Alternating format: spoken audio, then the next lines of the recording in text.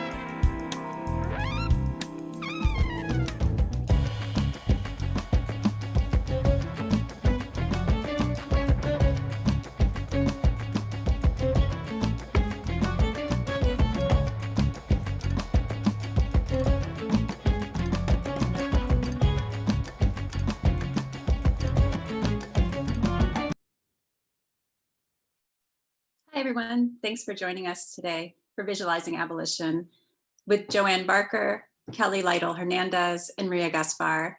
I'm Rachel Nelson, Director of UC Santa Cruz Institute of the Arts and Sciences, and I'm joined, of course, by my wonderful collaborator, Gina Dent. For those of you who are with us for fall conversations with Angela Davis, Brian Stevenson, Isaac Julian, Robin Kelly, Nicole Fleetwood, Herman Gray, and Nick Mirzoff, you'll know that this event is part of a larger initiative at UC Santa Cruz on art, aesthetics, and abolition. The talks accompany an exhibition held at the San Jose Museum of Art, our partner institution, called Barring Freedom, which includes Maria Gaspar's powerful work on the border of what is formless and monstrous. While the exhibition is temporarily closed, you can find artist interviews, study guides, and the archives of Visualizing Abolition events at the website barringfreedom.org. Also part of this project is Music for Abolition, which you just heard part of, a project gathering together musicians who are thinking at sonic scales about freedom and justice. This program is directed and curated by Terry Lynn Carrington, and tonight we'll premiere a powerful new song and video called Only the Shadow Knows, Honey, Riot, composed by Jason Moran with choreography by Kyle Abraham. For now, though, we're thrilled to have Joanne, Kelly, and Maria join us in conversation. You will find their extended bios on our website, so I'll keep my introductions brief as I'm eager to get to it. And you're welcome to join the conversation by submitting your questions into the Q&A. We'll address as many as possible. So to the matter at hand. Kelly Lytle Hernández is Professor of History, African American Studies, and Urban Planning at UCLA, One of the nation's leading experts on race, immigration, and mass incarceration, she's author of the award-winning books Migra, A History of US Border Patrols, and City of Inmates, Conquest, Rebellion, and the Rise of Human Caging in Los Angeles. Joanne Barker is Lenape, a citizen of the Delaware Tribe of Indians, and professor and chair of American Indian Studies at San Francisco State University. She's author of Native Acts, Law, Recognition, and Cultural Authenticity, and editor of Sovereignty Matters, Locations of Contestation and Possibility in Indigenous Struggles for Self-Determination. Finally, Maria Gaspar is an interdisciplinary artist whose installation, sculpture, sound, and performance practice is one of the inspirations for our programming on art, aesthetics, abolition, and justice. Gaspar's projects have been supported by the Art for Justice Fund, the Robert Rauschenberg Artist Activist Fellowship, the Creative Capital Award, and others, and has shown in important institutions across the US. She's also assistant professor at the School of Art in the Institute of Chicago. So thank you all for joining us. And Gina, you're muted. Yes, I am. I'm here. Thank you, Rachel.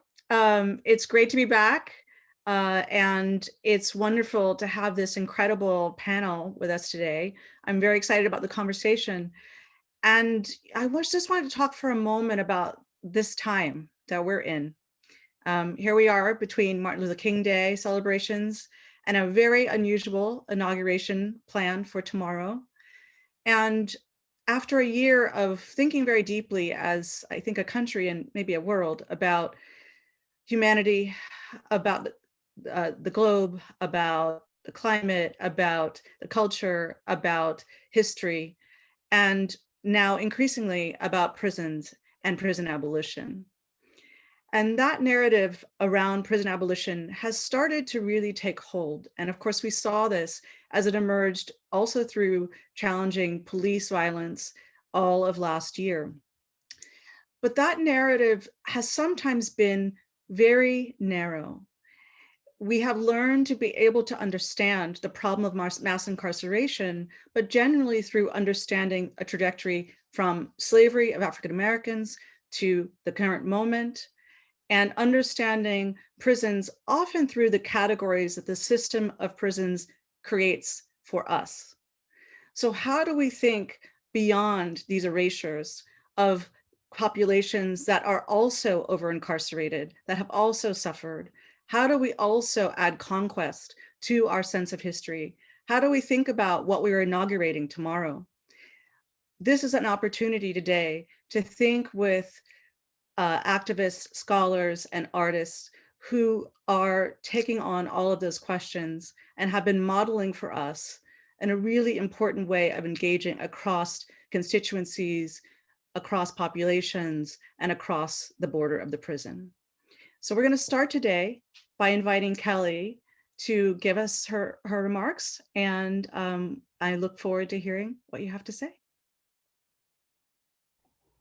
Thank you, Gina, and thank you, Rachel. It's really wonderful to be here with everybody and to have the opportunity to be in conversation with Maria and Joanne and the entire community that's participating tonight. So I thought what I would do is I would spend a few minutes talking about my own journey, how I moved from thinking about the rise of mass incarceration, principally through the lens of African-American history, which is really what gave me my critical lens on the police state, is the Black radical tradition that I'm coming out of in my family, and now the Black intellectual tradition. So let me just take you on a journey with me. So I began my development as a scholar, working on mostly immigration control and the policing of Mexicans, Mexican immigrants in the US-Mexico border region.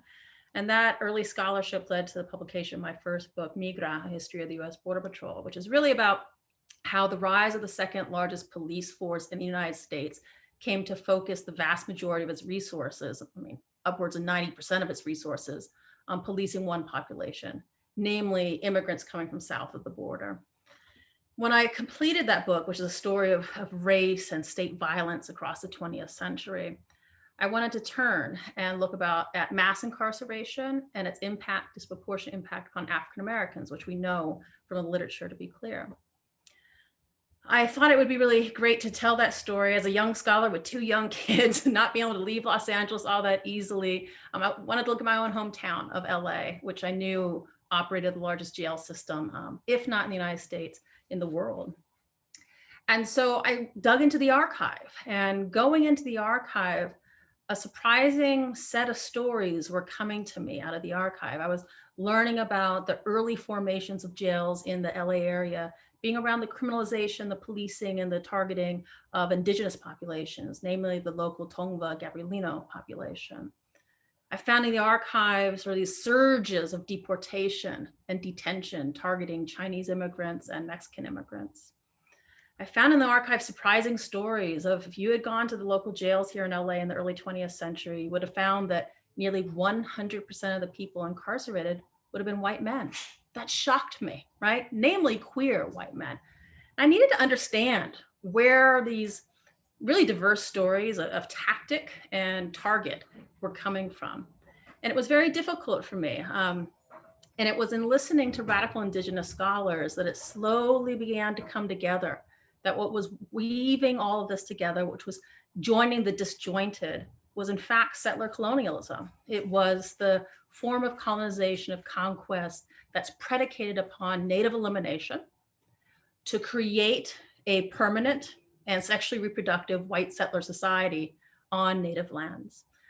When you look at it that way, so the LA story, which really is the story of the American West, at least, if not the entire continental United States, what you have is a story of settlers coming in, criminalizing, policing, caging, and expelling, erasing, eliminating indigenous populations to replace them permanently with a white settler community that then criminalizes, polices, and cages up unwanted outsiders, whether they be queer folks, queer white men, whether they be Mexican immigrants who are trying to create a permanent lives for themselves, whether that be African Americans who self-emancipate, both from enslavement, but also from Jim Crow, right? And escape into the American West, looking for something more, looking for freedom and safety and security.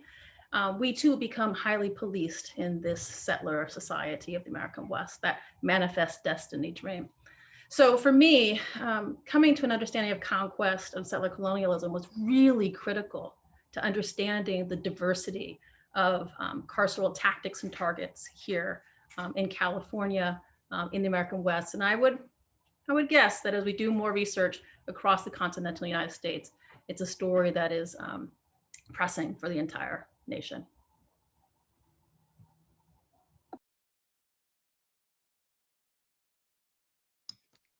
Thank you, Kelly. Beautifully put and profound for our thinking, especially now in this week we're enduring. Joanne, we'd love to hear from you. So I prepared a short slide presentation to share screen. Let's go here. Okay, view.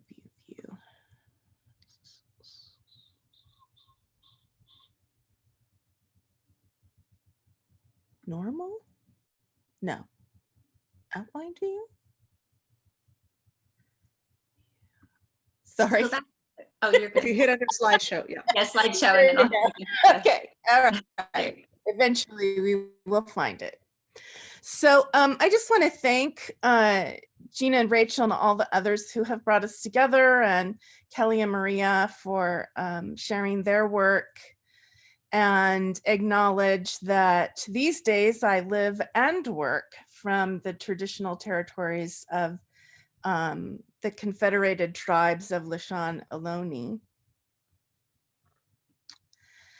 And I'd like to begin by just asking everyone to be mindful of our relationships with one another, to the lands that we live in, to our non or other than human relations, and to think about our reciprocities and responsibilities to each other.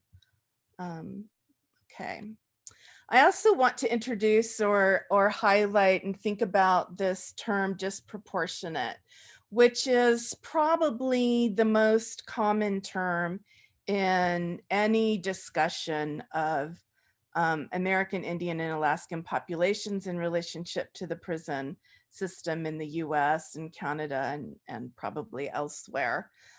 This idea that things are out of symmetry or conversely, that there is something that could be symmetrical. So just to put that there. And also to just mark that our non or other than human relations are also kind of paying attention to what's happening. So there are some key data sets that are pretty well known and circulated within Indigenous studies that mark and tell the story of the disproportionate representation of Indigenous peoples in US prisons. And that's the census, the Bureau of Justice Statistics, and a lesser known report, Jails in Indian Country. And I won't go through that. The main bottom line story here is that American Indian Alaska Natives are anywhere from 3 to 7 times more likely to be incarcerated than that of whites. And that obviously states with higher populations see higher rates of incarceration. In 2008, the US Government Accounting Office put out a report on American Indian Alaska Native youth involvement in justice systems between 2010 and 2016. It's a pretty problematic report. They claimed that between these years, the arrest rate declined by 40%, and youth referred to the courts declined by 20, and youth in detention facilities decreased by 37. But they also write that there's overrepresentation. So states with the highest overrepresentation of arrested youth were, sorry, all your lovely faces are covering over my text. Were Alaska, the Dakotas, and Montana, and oops, sorry, and the sorry, we're having slide issues here. There we go. States with highest, Montana and North Dakota had 5 to 15% overrepresentation. South Dakota had, and Montana, Alaska, excuse me, had more than 15% compared to whites. Oklahoma and New Mexico documented the highest underrepresentation of American Indian Alaska Native youth, which is of course crazy. But at the same time, Oklahoma had overrepresentation in detention. So there's a disparity there between arrest and detention. So there's a lot of problems with federal data sets. Too many to go into now, I'll just highlight a few. Obviously, gender classification is restricted to male and female. Racial classification relies on incredibly racist categories of identity. And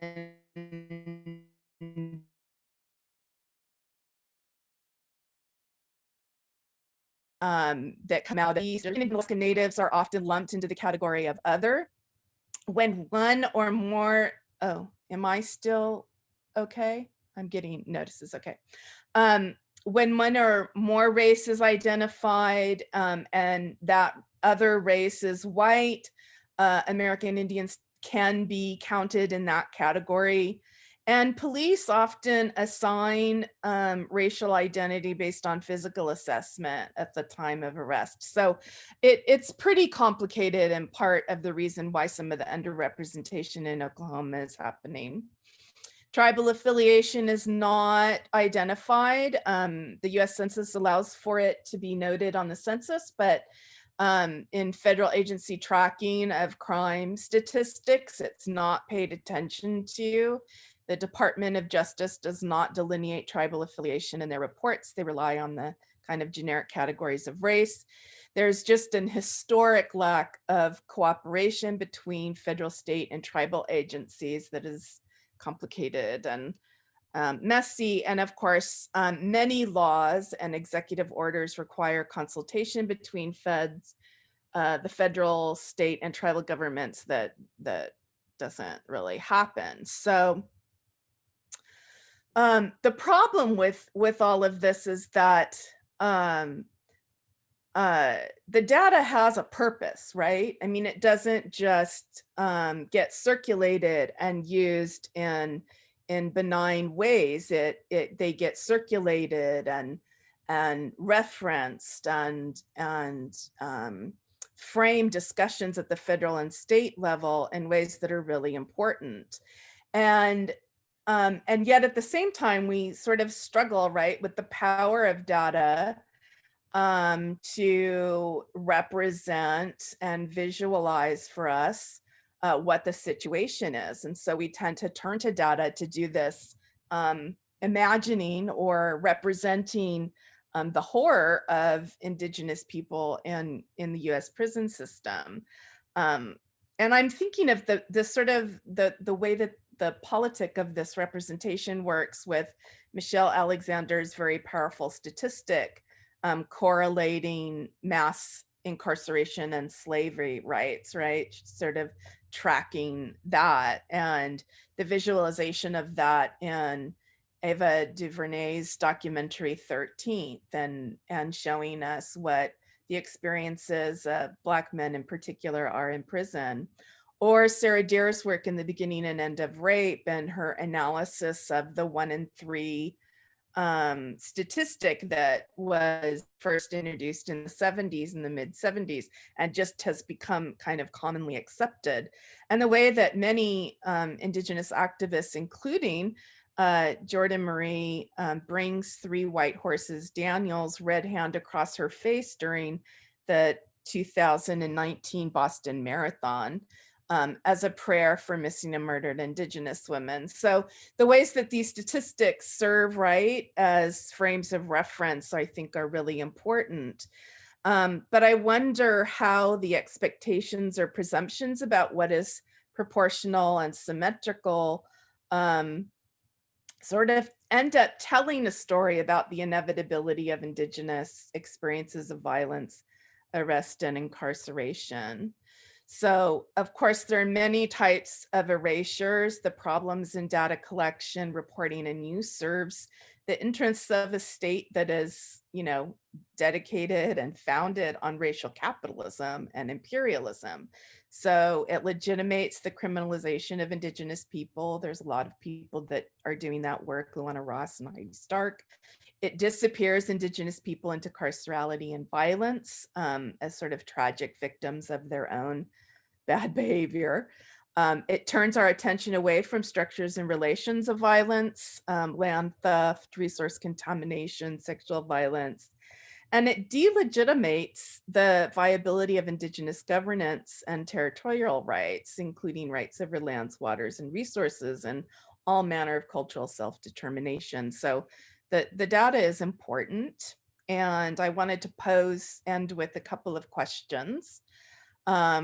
The first is, what changes in our understandings if we repair violence? So for example, if we paid attention to the escalating rise in hate crimes against Native people and the incidences of violence, prevalence of police violence against Native people, is there a way that we can rethink and readdress structural violence and structural racism? So just for an example, if we pay attention to and think about racial violence, does that change the way we talk about incarceration?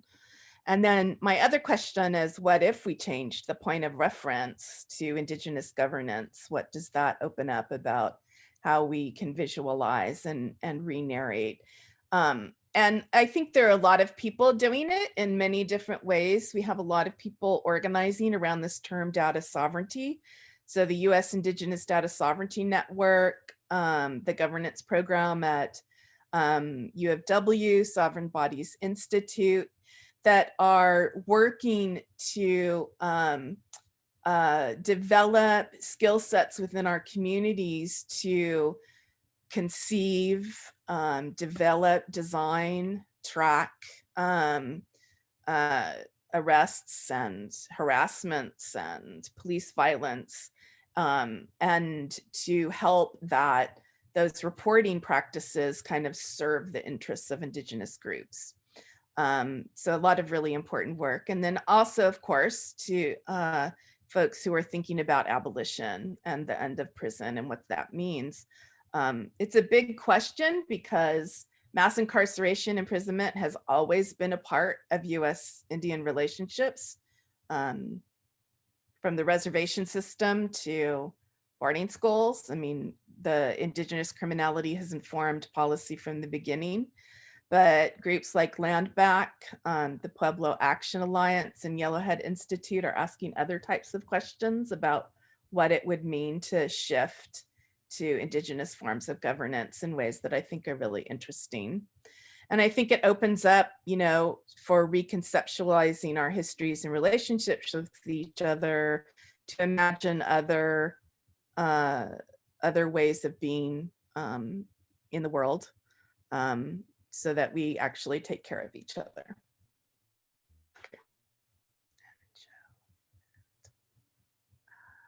Stop sharing. Okay.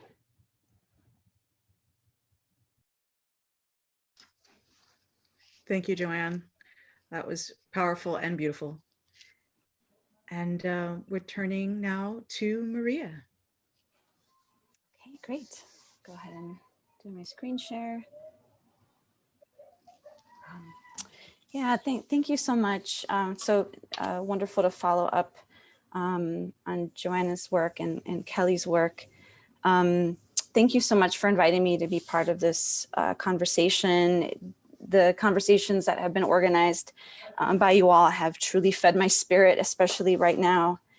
I just want to spend the next couple minutes talking about my art practice, in particular, a body of work that examines the largest single site jail in the country, and really thinking about this notion of erasure, invisibility, and opacity. Cook County Jail is located just a few blocks away from my childhood home in an area of Chicago called La Villita, which is a predominantly immigrant community. When I visited the jail as a child and as part of a Scared Straight program, I recall the color of jail being cement color, not a natural pigment, but rather an unnatural texture. Not only was the jail part of my literal landscape, its presence upheld a kind of severity. The jail is 96 acres in size, and it's both visible and invisible. Its opacity is always changing. Like when local businesses set up their summer carnival, in which direction are people looking and who can afford to look away? The concrete wall both conceals and reveals. It becomes porous by way of Google Earth, for example, where I toured the jail, capturing moments when the algorithm failed to model the entirety of the architecture. I became interested in those moments of porosity where the wall was in some ways engaged in an act of unbuilding.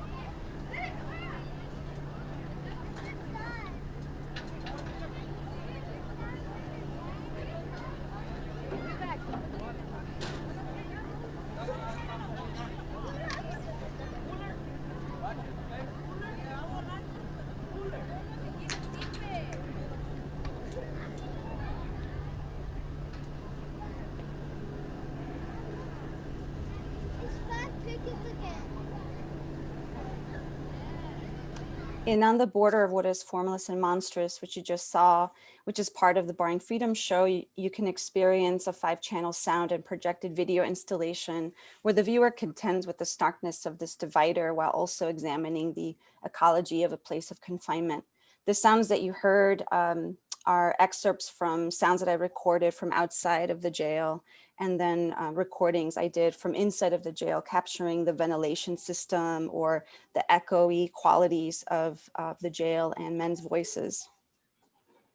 In this piece, Unblinking Eyes Watching, I was also interested in how that same wall can be relocated into the city center using the cultural center as a site and really purposefully placing the jail in a 1-to-1 scale.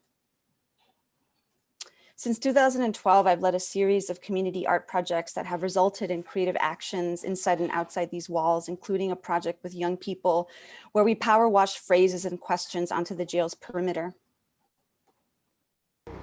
What does it mean to have a jail in the community, and what does it mean to see the jail throughout the neighborhood? I think it's getting people to think about it like the jail's here, it's my backyard, but like doing this is like, it's starting to get your thoughts like, yo, yeah, why do we have a jail like right here? And this community and like that makes so much money has something like this here, and we don't have a museum. We use the pressure washer in the neighborhood usually to remove graffiti. And this is interesting because this is like reverse graffiti. So I really love this idea to use it to put a positive message just by cleaning. Seeing like, oh, today's your day, it might just change your thought on something that just happened or something like an argument you might have had with a loved one in there. When you look at the jail, you see people, but you don't see them as a person. You see them as someone that did something bad, someone that's just bad to society and deserve to be the place they are. But sometimes things that people don't really do bad things to be in there. After producing a series of actions on the outside, I began collaborating with incarcerated people inside the jail. In Radioactive Stories from Beyond the Wall, the ensemble, which was comprised of about 30 incarcerated people over the course of 1 year, produced an audiovisual broadcast that imagines the wall as a speaker or amplification device. Using mark making, we developed ideas and images that would result in depictions of a place that is fixed and unwavering, but also seeing the potentials of how sound and image can transcend a place of confinement. Our process engaged storytelling, and due to their awaiting trial, fiction became a powerful tool for us, like when the depiction of a digestive system can also tell the story of how the carceral system works.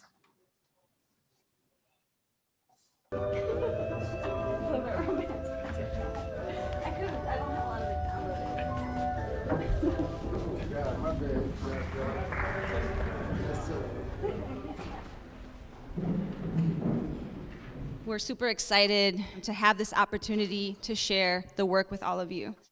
Let this thought collide with your beliefs. My name is 201725-165, and I have 226 bones in my body, same as you. I gave up on life for a minute. I gave up on life, and honestly, being able to go do some art really gave me an idea that I want to live, and breathe.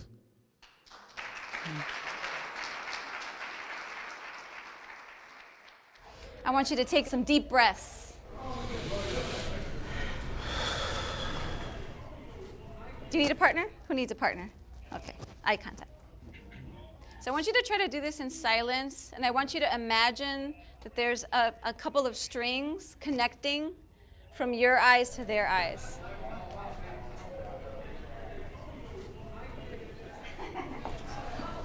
Big personalness, like the closer I got, the more I felt it was a mirror that I was looking at myself. Yeah. You just hijacked my words. Yep. I want you to imagine you got hydraulics in your knees. You're bouncy. My hydraulic rusty.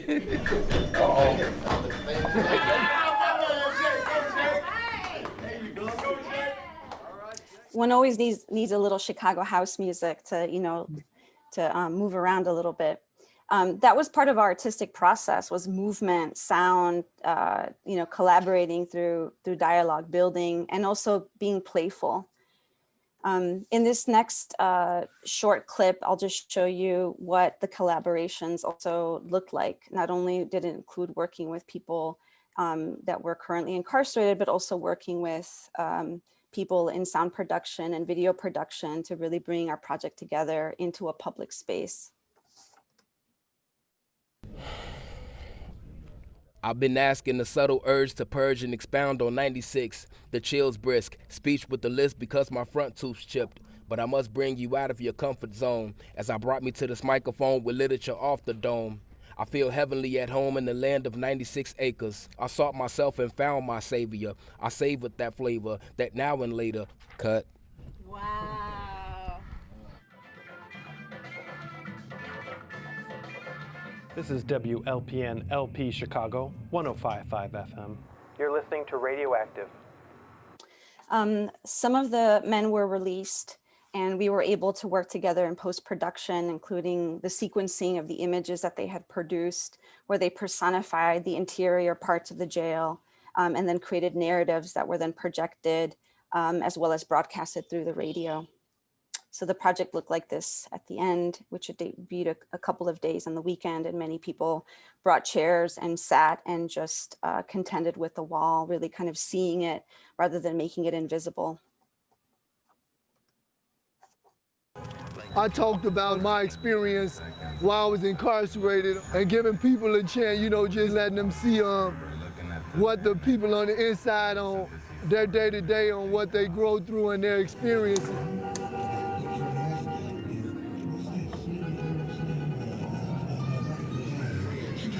Break it off, leave it slowly, every day, cause you're our cheap and weak mistress. Floor, if this room can talk, Mr. Scratches that they were cooking in a 5-star restaurant. Ingredients straight from the commissary list. Using stuff like tuna, ramen noodles, summer sausage, cheese, hot peppers, chili, onions. It's designed to make you feel like you're nothing. It's really designed to make you feel like you're worthless. The most traumatic event in my life would have to be at an early age. To be a channel for manifestation and glorification. When those images were projected onto the wall, I was able to see it in a whole new way. I was able to see inside without actually having to go inside. I was able to see what people are thinking about, what stories they're telling, where they've been, who they are. It's huge. It's a. I think I'll end there. Thank you so much. Thank you so much. Yeah, I have to say that those presentations were striking, and Kelly, your words were striking. And it's particularly, I think today, I have been incredibly moved with thinking about what we're all doing, what you are all doing as this struggle over who gets to tell history, how history is constructed, what we know, how people are allowed to know or made to know these kind of containers. Of course, because today, the outgoing president of the United States, final day, released the 1776 Commission, in which there's a version of history, right, that is rewriting the history of slavery in this country. Who knows if it even mentions settler colonialism and indigenous dispossession. As far as I could tell, of course, that's not even mentioned. So I thought that maybe if we could talk a little bit more right now about this struggle over history and the present circumstances, that struggle to see through the walls, I think that Maria's work so beautifully enacts. Kelly, you look like you have a thought. Yeah. Sure. Well, I'm happy to get it started, and then we'll see where the conversation goes. So, of course, we know that there's no historian on that 1776 commission, not a single one who has spent their lives in the archives and kind of wrestling with the records of this nation's history. And that's by construction, because it is not a historical text by any means. It is a political text that is generated by a person who might be the most intrepid settler president that we've had since Andrew Jackson. We just witnessed a true settler insurgency at the siege of the Capitol, attempt to pull back, redress the achievements that we have had in the last 50 years around racial justice. And that does not mean we are there. We're by far not there. I'm not saying that, but we have made some moves, right? That the settler insurgency was trying to pull back. I want to address that is a settler document that I haven't read it yet, like I said, but I would assume it does not address Native removal. It can't. It needs to erase that fact. It needs to eliminate that fact.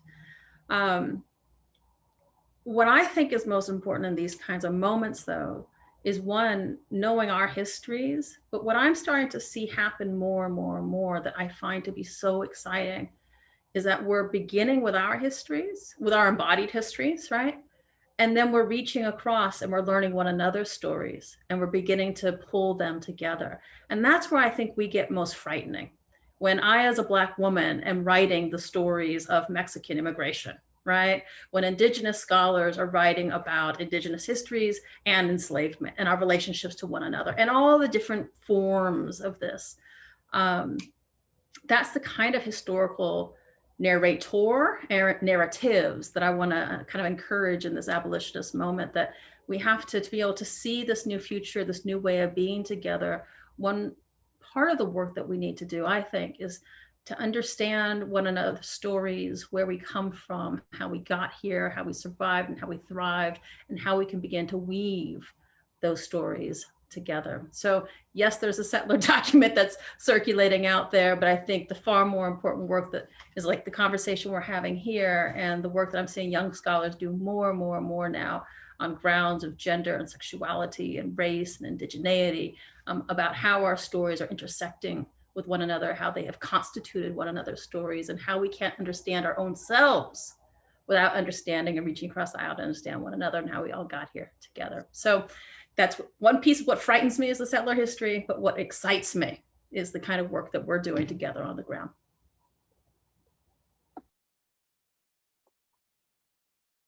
Did you want to add anything, Maria or Joanne? I know that I should probably be more specific. So Joanne, let's have you. Do you have any thoughts?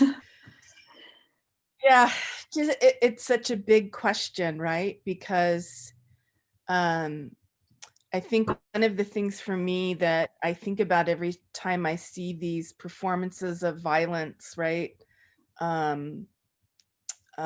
Whether it's Charlottesville or what happened at the Capitol last week, it really is over whose history is going to frame the discussion, frame policy.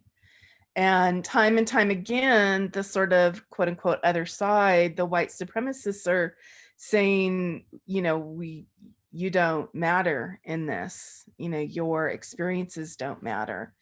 And I think what's so disheartening about that is that it rationalizes, right, all kinds of violence.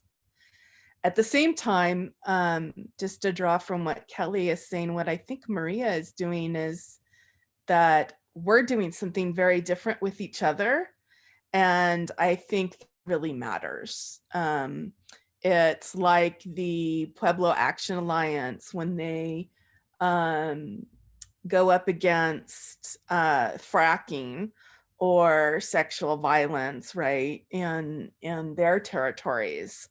They say, look, you know, the revolt of 1670 took a decade to plan, but we did that work with each other. And I think that reminder, right, that it takes work and that but that it can also happen, I think is the hope that comes from our conversations with each other, not in arguing whether, right, whether or not a Confederate statue is celebrating or, you know, desecrating American history. It's really about what stories are we telling to each other that seem to be the more important frame.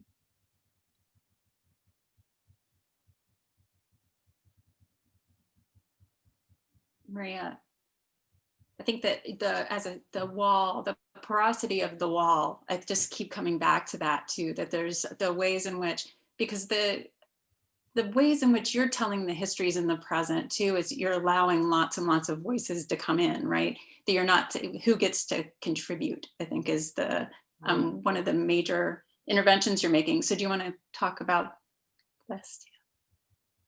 Yeah, absolutely. I think that you know, what Joanne was mentioning about the work that we do with each other's, that's why it's so vital. And you know, and I think that's it's so true and it's so important. I mean, you know, when me and other, you know, collaborators were working on initially doing sort of the more community-based actions on the outside, you know, there were a lot of discussions around within a community about, you know, things like beauty, notions of beauty.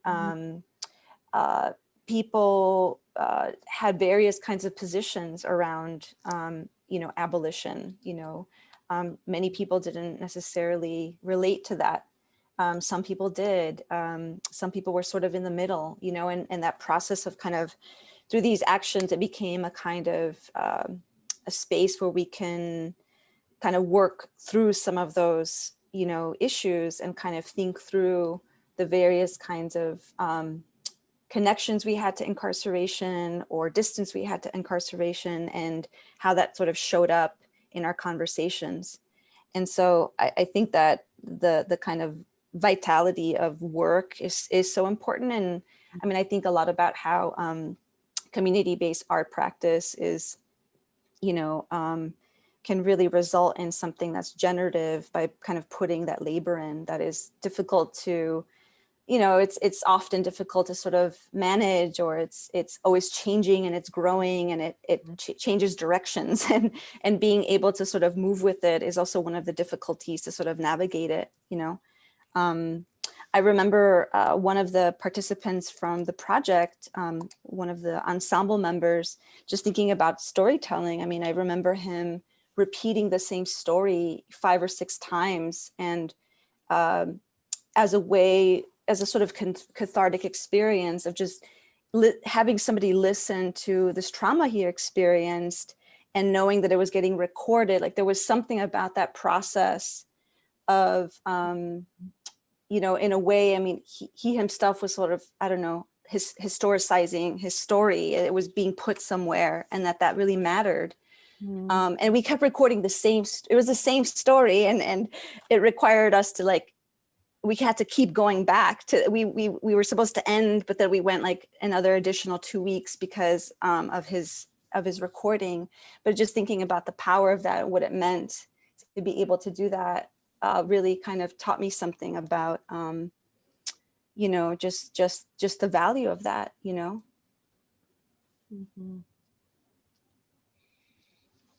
So thank you. I am provoked by a number of things.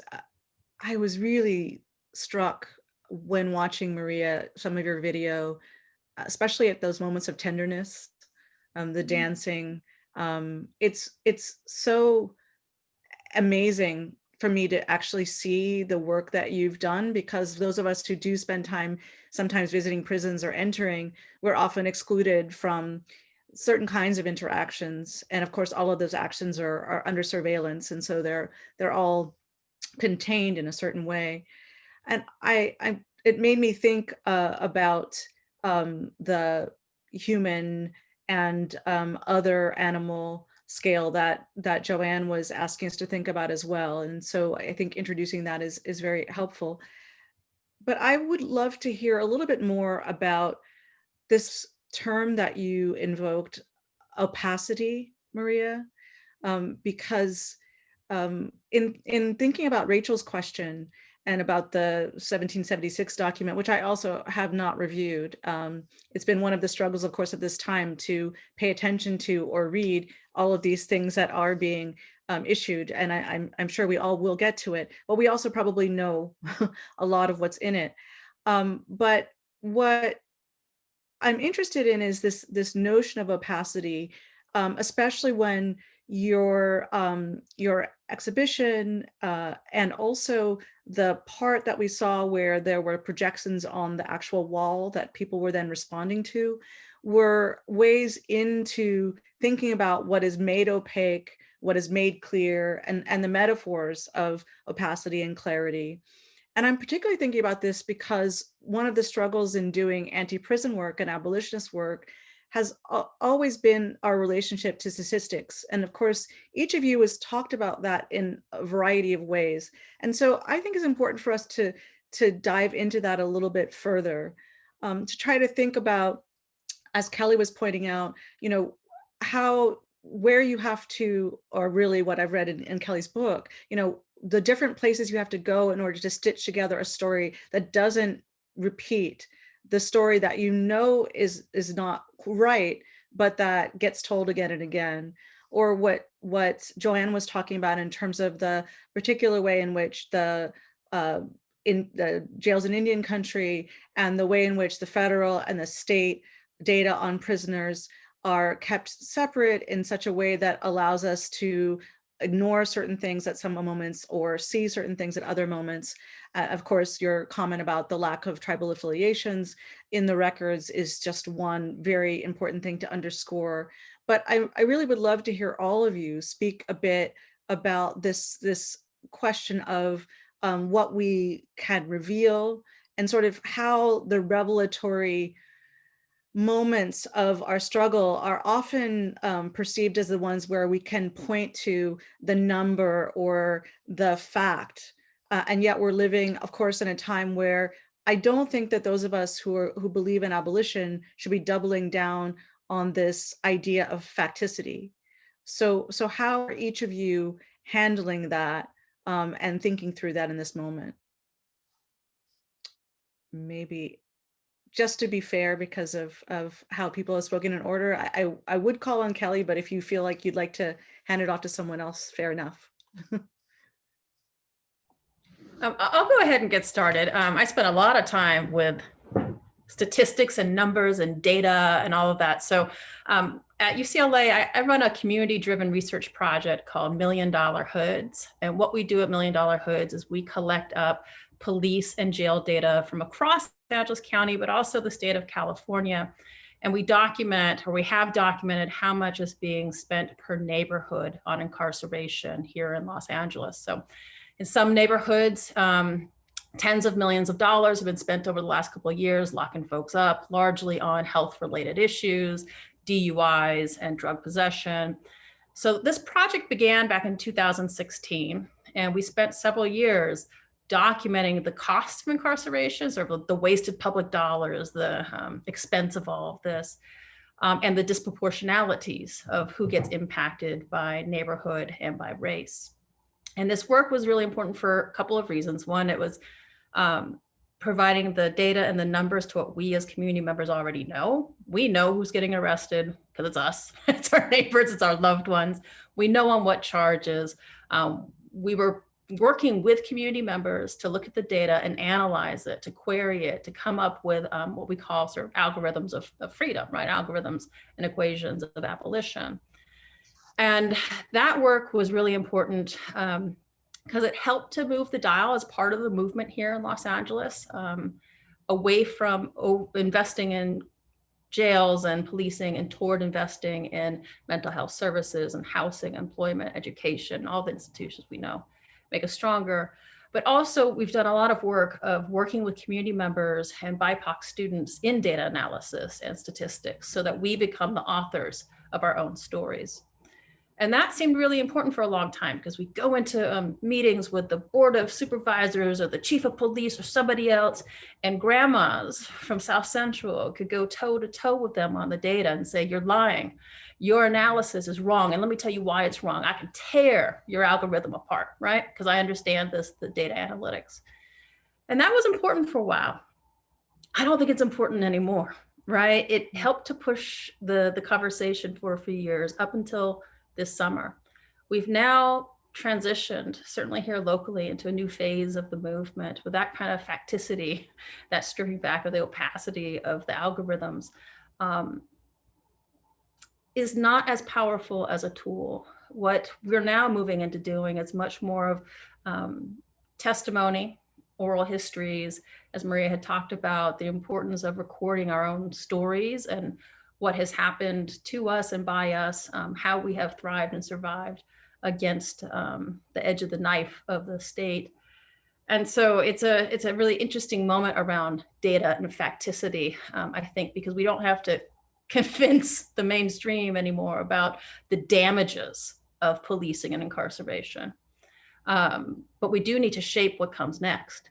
And that people are still not sure about. And that's where what a human needed in those moments of police contact, which was not police and was not an armed response, usually is secure housing. It usually is family support services. It usually is a mental health intervention and support. Those are the stories that we really need to make sure that we're telling so that we begin to make the investments that really lead towards safety and security and well-being for all of us. And there's no sort of one data point that's going to help us do that. That is our story, our collective story of the harm that's been done by and to us by this overinvestment, by this investment in armed responses. So yeah, I spent a lot of time with data. I spent a couple of years sort of working on a big data project, and right now sort of turning the ship toward our stories and how important saving and collecting and archiving our stories will be to authoring this next leg of the journey of the movement. Well, that's a great transition into thinking about the forms of these stories and the stories themselves, what different stories, and even the idea of archiving stories versus, other ways of thinking about data, as you're pointing out. And those, as someone who came through literature as my way of thinking through material, it's always interesting to me to see how resistant people are to hearing through that, not necessarily in communities. In the communities that are experiencing these things, the stories are powerful and important and people connect to them. But when trying to convince other kinds of people who are outside or people who are in policy environments, those stories often carry much less weight. So I'm just transitioning to thinking with Joanne a little bit about how you might weigh in on some of this from your perspective. Well, data is a powerful thing, right? I mean, there's something very empowering about having statistics to establish and prove, police violence or sexual violence. I think that where, in terms of community organizing, we make a mistake is that having that be the story, right? Or the authentic, or the fact, because data can also be really messy and problematic. So we saw this up in Canada during the missing and murdered Indigenous women's inquiries, where they reported on the experiences of Indigenous women primarily, all of the unsolved, murders in Canada. And the response of the police was, well, it's just all Indian people doing it to each other. So, and the communities responded with, actually, and started talking about police involvement and complicity in this history. And so, that there's sort of famous cases of police ignoring the murder and missing of women who were involved in sex work or who were doing drugs, right, in East Vancouver. But the idea that they were not just ignoring it, but actually involved in it, then tells other histories. So I think it's important to not just throw out all data. That wasn't the argument. I think the argument is it does a work, and we have to think critically about what that work is. And so, and not have it be uncritical in the way that we mobilize ourselves, right, for justice. because the state, federal and state governments are never going to put real data together, right? I mean, we know that the hate crime statistics, for example, over the last few years, so since Trump took office in 2016 to now, hate crime murders, hate motivated murders have gone from, I think it's 3 in 2016 to close to 60 this last year. And we know that that is so undercounted. So it's an important organizing tool. It does a certain work of showing how serious it is, but it's not complete. And so I guess the questions then are what not merely gets erased, but how does the appearance of Indians as victims of crime, right, or our communities as victims of crime and violence, how does that work within a system that benefits so much from mass incarceration and the military police kind of state that we live in? So I don't mean to talk in circles. I feel like I'm going in circles, but circles are okay with us, actually. I'm thinking about all kinds of abolitionist gestures, right? All the ways in which we're supposed to have a particular story with a beginning and an ending made to be part of the problem. So since I started with opacity, inspired from Maria, I'd like to turn to you. I'm really also thinking with what Diane and what Joanne just said about the way that we deal with data.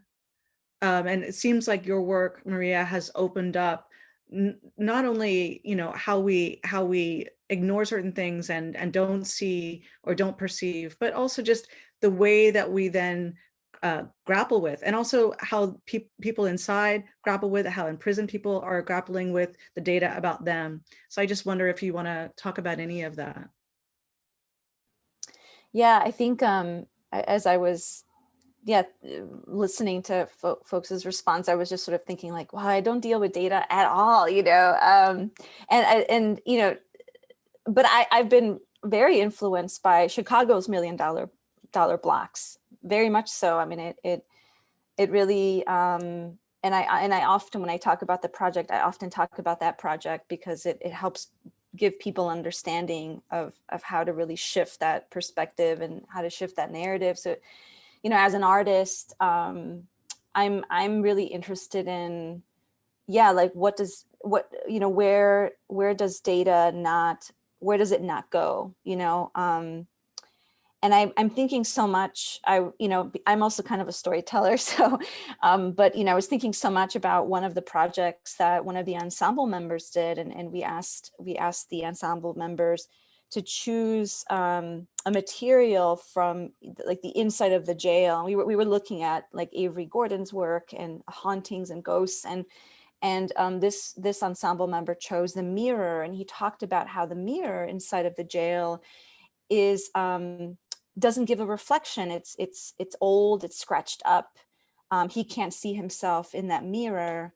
And it's such a profound image. And he made a series of drawings and he did recordings and wrote a poem about it. It's such a profound image and idea that it really kind of continues to hit me, that this notion of, being like quite literally being unable to see your reflection because there are no mirrors around, but also what that means to one's personhood, and I'm just sort of thinking about that as an example of like, you can't really capture that in a statistic. And so I'm often thinking about like, okay, this is important work that's being done. As an artist, what else can I reveal? But also kind of really understanding that there's so much risk in doing. I think when one is working with others, there's the risk is quite different than when one is working, in the studio by yourself. You're working in the studio by yourself, making an object. You take a certain set of risks, and the work doesn't turn out well. But when you're working with others, then you know, there's a greater sense of responsibility and kind of continuously asking yourself about, you know, is the work being represented fairly? Is it really, is it moving a conversation forward? Is it not? Like, where does it sort of fall back? And I guess I'm just mentioning that because I think about the role that data has and all the different aspects that you all mentioned and how it plays a role.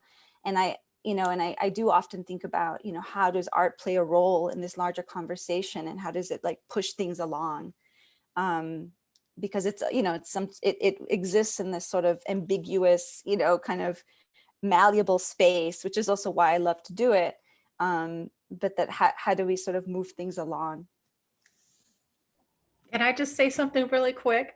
Yeah. I really responded to what you said about like data and its limitations some way. And you had said, I don't work with data. But then I listened to your story, and you are collecting so much data, right? And with your ensemble and the work that you're doing. And it's really exciting to me because us authoring and controlling the creation of the data, how it gets shared out into the world. We're creating the evidence base for our story, right? And I think that's so important what you're doing. For me, as a historian, I really hope that, you know, people like you and others across the country continue to do this work so we can look back 100 years from now, and we can really, from the perspective of the people who have been most impacted, from the hands and the minds and the experiences of BIPOC communities, we can tell the story of the rise and, more important, the fall, right? The dismantling, the abolition of mass incarceration. So I'm so thankful for the work that you're doing. And I call it data, you know, it's evidence, right? And it's so, so important what you're collecting. So thank you for your work. It's pretty eye-opening, mouth-dropping, and extraordinary, the kind of collective data gathering that you're doing. Thank you, Kelly.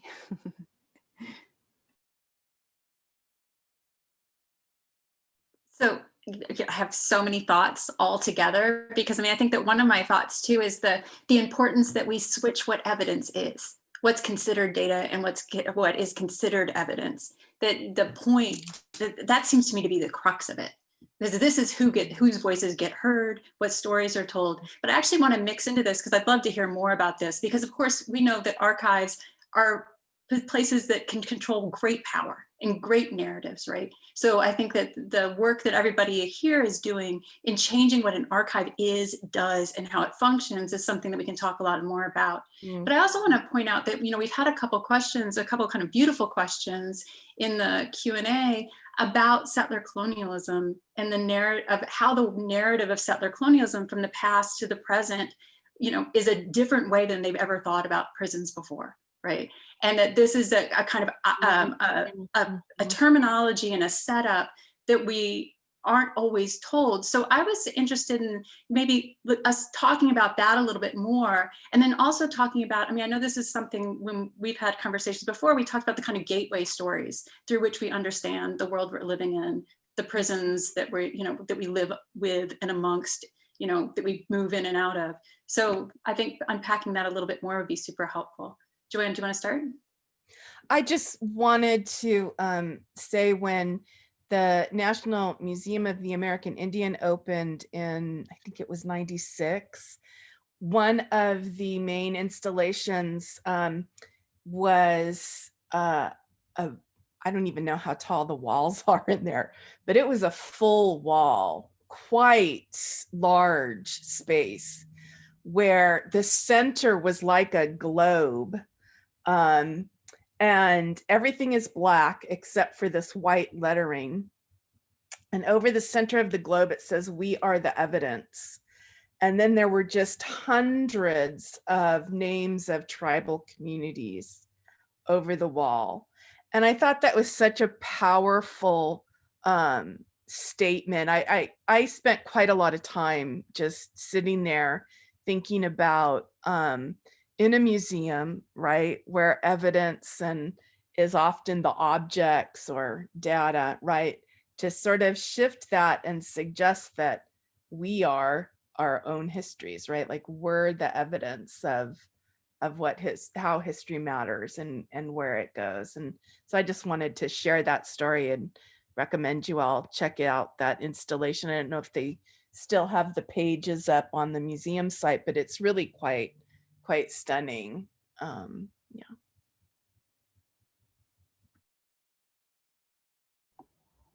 Yeah, Rachel, correct me if I'm wrong, but I heard this person who was asking a question, or maybe several questions, was asking maybe for a more in-depth definition of settler colonialism. That's a new concept, and they want to hear a little bit more about it. Did I hear that correctly?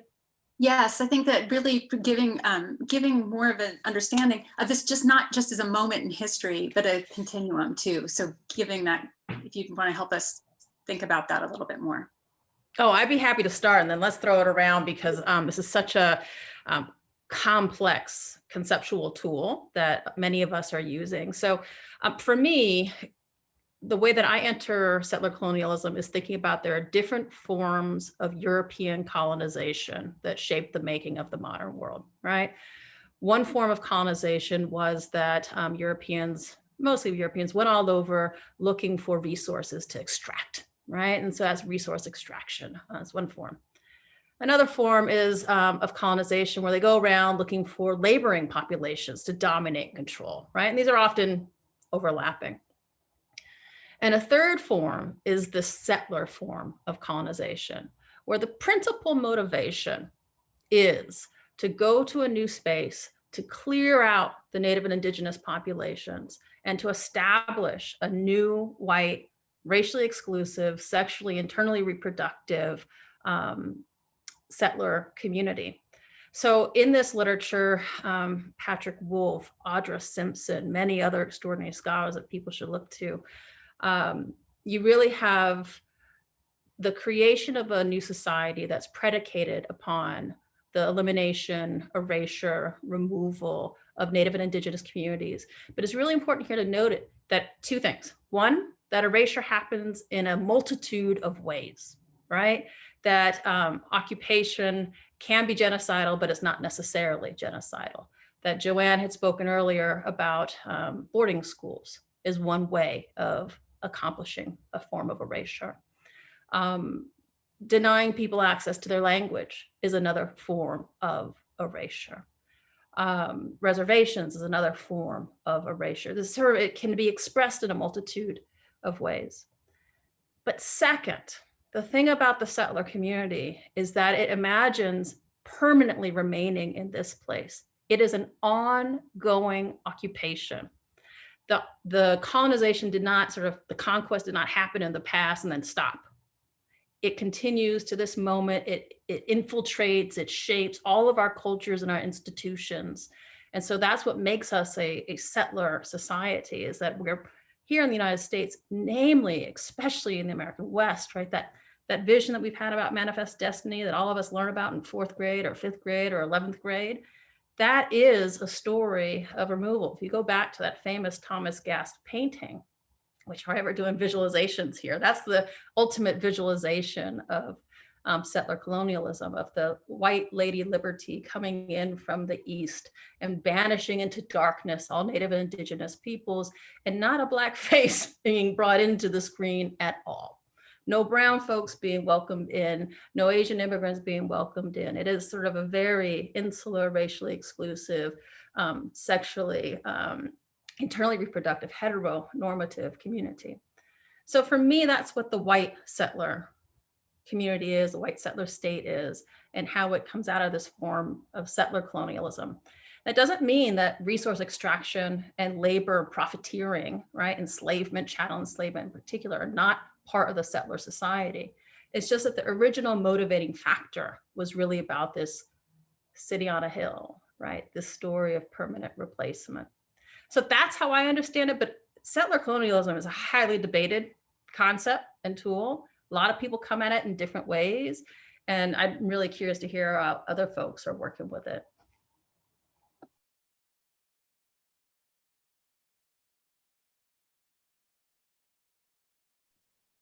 I would say too, and this might be a bit of a conceptual stretch, but I keep thinking about the ways in which this is manifested in the neighborhood around Cook County Jail too, Maria. So that the ways in which this, you just visualize it to me so clearly with that wall and the carnivals that are held outside the prison, the kind of the structures of this in it. So I wonder if you could talk a little bit more about the kind of structuring of neighborhoods to go with this conceptualization. Yeah, I was just thinking a little bit about, I think what, that there's this relationship between, an entire neighborhood, which is quite large. There's around 80,000 people that live in just this one neighborhood, which is where the jail is located. And in the way in which, the jail is both a place where people are, awaiting trial, and then there's folks who work there from the area, right, or from Cook County. And so you have this, this relationship that is, a sort of double-edged sword, I guess you can say, and how that jail then, almost has the kind of resonance that it has within that community. There was a community member, Amanda Cortez, who did this really great audio piece where she talked about the microeconomies that exist based on that jail being there. So for example, the food truck person sells you, a sandwich or something in front of the jail, but they also hold your purse for $2 because, you brought your massive purse and it won't fit into that tiny locker in the jail.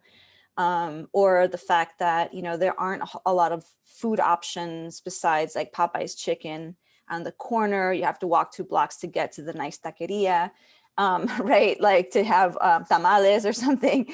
But then the Popeye's chicken kind of becomes a go-to place after somebody's released, or if people just need a little bit of assistance of how the workers there at, the fast food restaurant then kind of become a kind of resource to people, and so I'm thinking a lot about the different kinds of economies that exist and the way that they're influenced by this one place, and that it really just, as we know, it makes everybody sort of depend on it, and when early on when we were we were just sort of interviewing people from the neighborhood who live there and asking them what their relationship is to incarceration. A little bit naive at the beginning because it was sort of like we were starting off, and I remember, people saying things like, "It's great that it's here, I feel safe," and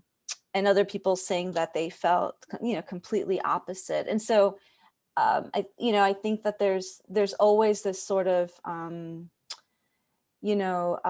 conflict that I think we have. And I think that has very much, to do with our understanding or misunderstanding of the carceral state and the way that it, applies in all aspects of our lives, and then the way that sort of comes out in these different instances.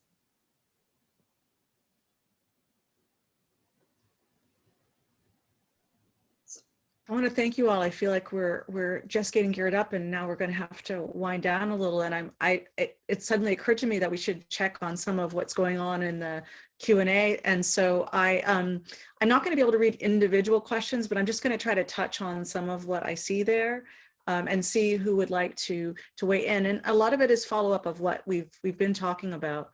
In particular, one person talks about the way that outlier data is ignored or thrown out, back to the question we had about data.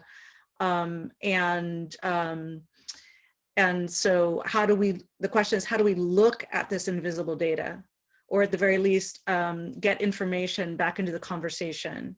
And someone else wrote about the prison industry and the labor that we often are exploiting.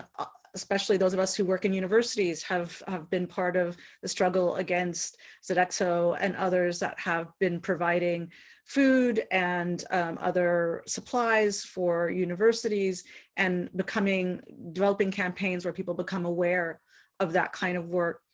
So I'm throwing those out because they're in our chat conversation.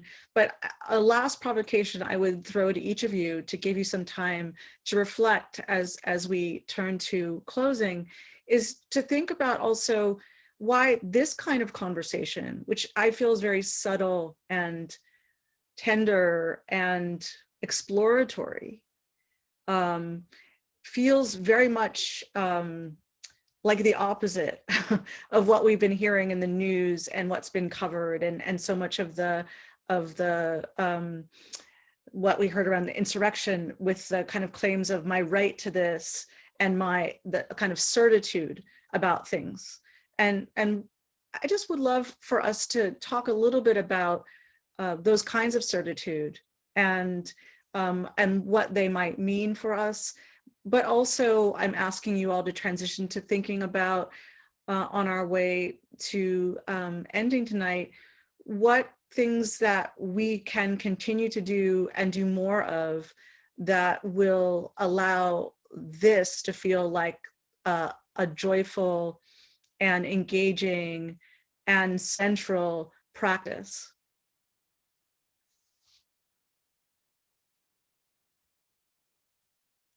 I'm just looking to see who's inspired. I would let you self-select for this one.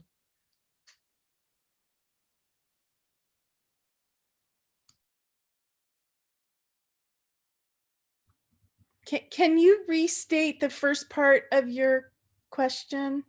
So the first part was my evoking some of what's in the chat in the Q&A.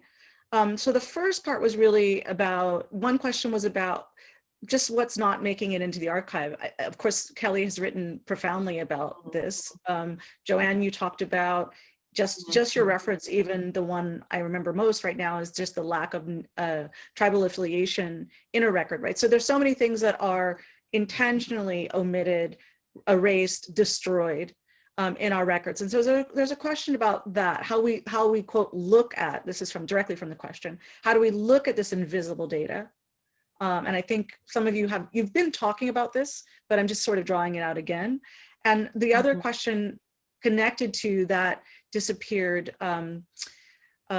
data or information has to do with prison industry and prison labor as well. So those two were the questions that came from Q&A. And then I added to that really just wanting to have us talk more about the need for a quieter, more reflective, more questioning relationship to knowing what we have experienced in the past and to thinking about the future.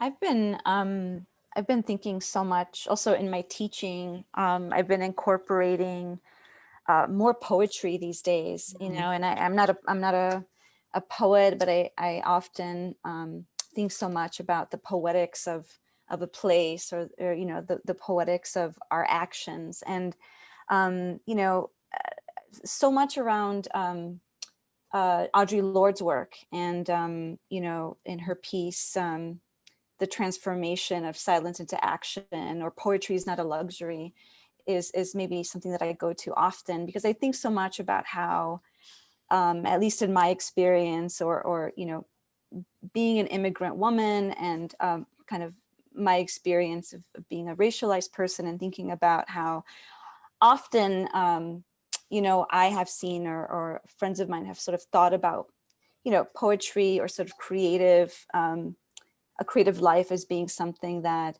is a sort of privilege, right? That only some can have access to.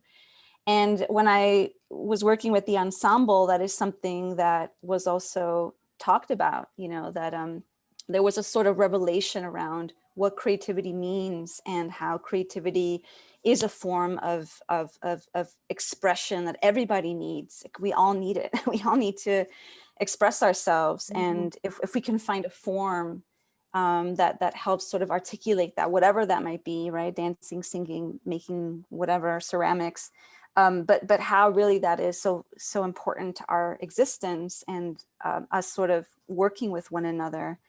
So I'm thinking so much about that idea and how it really, you know, comes up in both my teaching and my life. And you know, there's that Augusto Boal piece where he says, you know, theater may not be the revolution, but it is the rehearsal for a revolution. And I love that. You know, I always think like, yes, you know, like how do we rehearse these things? And we have to rehearse them through painting, or rehearse them through writing, or rehearse them through a conversation. And that is vital. Like that is really important. Maybe we'll find these ways through that work.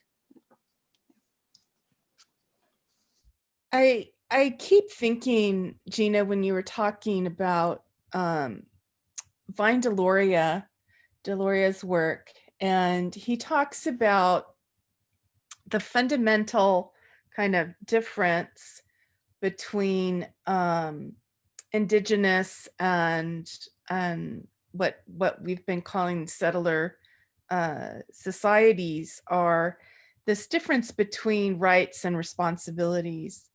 So the way, right, at the Capitol, the assertion of rights, the presumption of a humanity that has been righted and now is being wronged. And Deloria would say, well, that's great, but what's your responsibility in this, right? Like, who are you responsible to and accountable to? Where do you live? You know, how are you working to take care of the land there? So I always tell people who ask these questions about where do we go from here of, do you know whose land you're on? What is the work that they are doing to take care of that place? And how can you be part of that? I mean, here in Oakland, we have a farm that, you know, has been, I know that they would love folks to come and be on the land and kind of grow food and distribute food to families in need. And so it's not that there's not a lack of things to do, right? There's so much craziness going on in the world. But I think it's just start with the place that you're in and try to think about what your responsibilities are in that place. That would be my response to your prompt. Yeah, that was really beautiful, Joanne. And I think I'll come back to that in a moment. You really got me thinking. But I wanted to start with this question about the outlier data. And in many ways that's the experiences that are unacknowledged, right?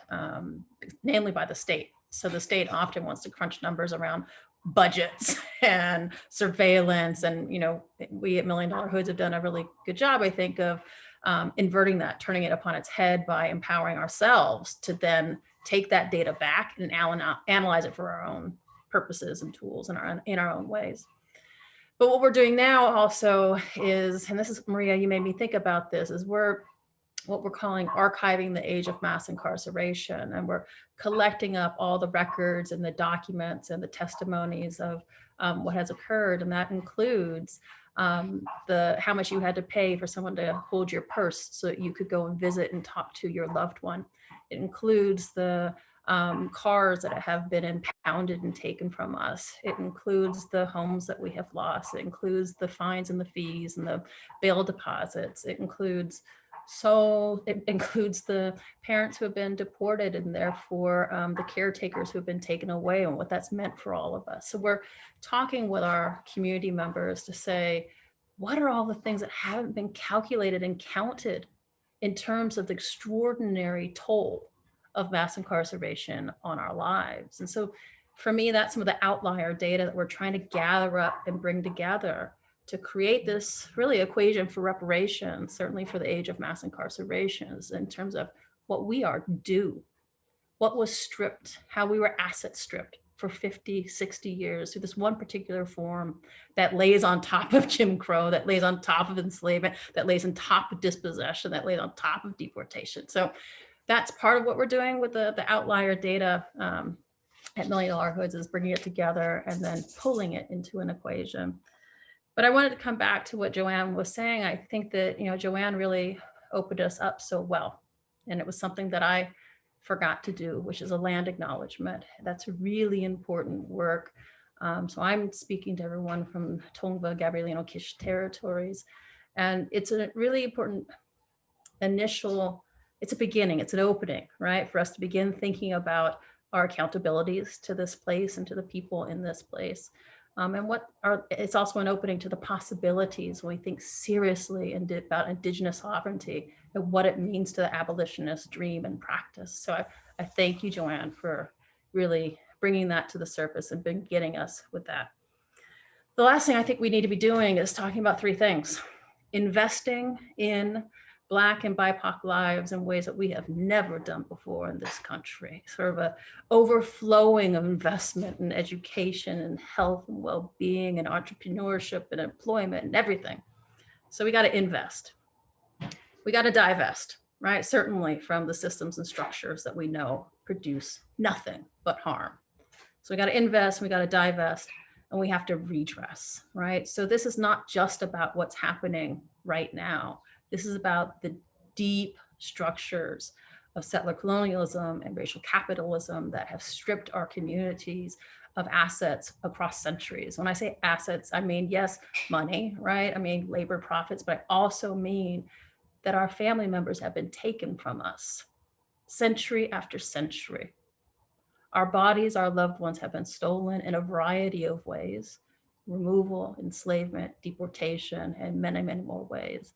So we have to redress all of that as a system and set of practices, but also as a cultural impulse in this country that always gravitates toward erasing, eliminating, and stripping wealth and well-being from BIPOC communities. So for me, moving forward, it's all about divest, invest, and redress. I know in the movement, we've got a lot of battles going on about what has to happen first. I would encourage us to step back from those battles. We're all in a different place. So Tulsa, Oklahoma has been doing extraordinary work on reparations. They are sort of light years ahead of so many of us.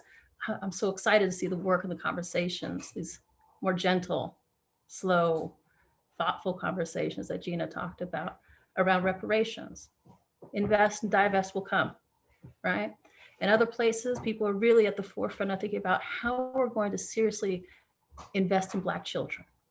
Oh my God, please have that conversation, move forward. Do not be held back by other conversation. In other places, we are light years ahead talking about divesting from policing and incarceration in particular.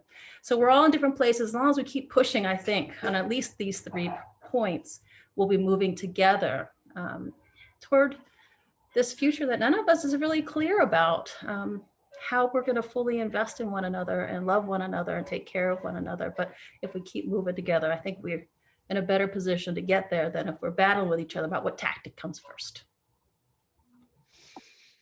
Well, thank you so much to all of you. It's been such a beautiful and quick moving evening. And we're going to close now. I have to say, Rachel and I had an internal smile, which I'm not sure how it was interpreted when Joanne made the comment from Vine Deloria about responsibility versus rights, because we were just discussing that very issue yesterday. It's really at the heart of everything we're trying to do here and at the heart of our vision. And of course, as an answer to the question from the audience about how to start to look, we hope that this series is really the beginning of that, and that we will all be able to continue, and that we'll continue doing this with each other. So I want to thank you all for the beauty and the power of what you've said, and to end by introducing our new video from Jason Moran and Kyle Abraham. And this is one of the videos in the Music for Abolition series that's being directed and curated by Terry Lynn Carrington. And as they put it, "Only the Shadow Knows, Honey, Riot," is a piece that aims to highlight the pace at which abolition occurs. It lasts longer than a moment, more than a lifetime, spanning generations of seekers. The choreographer, Kyle Abraham, puts the moving body in front of us because it is important part of actualizing our vision of abolition. The body changes shape, struggling to set a tempo for a movement. Frederick Douglass does this by also frequently posing in front of a camera. These images become chapters. By documenting his existence, he becomes the most photographed man of his time, verifying his body and mind. The dance verifies the body in the moment, responding to the sound. When we feel we are static, much energy is stirring for the next gesture, to give the smoke a shadow.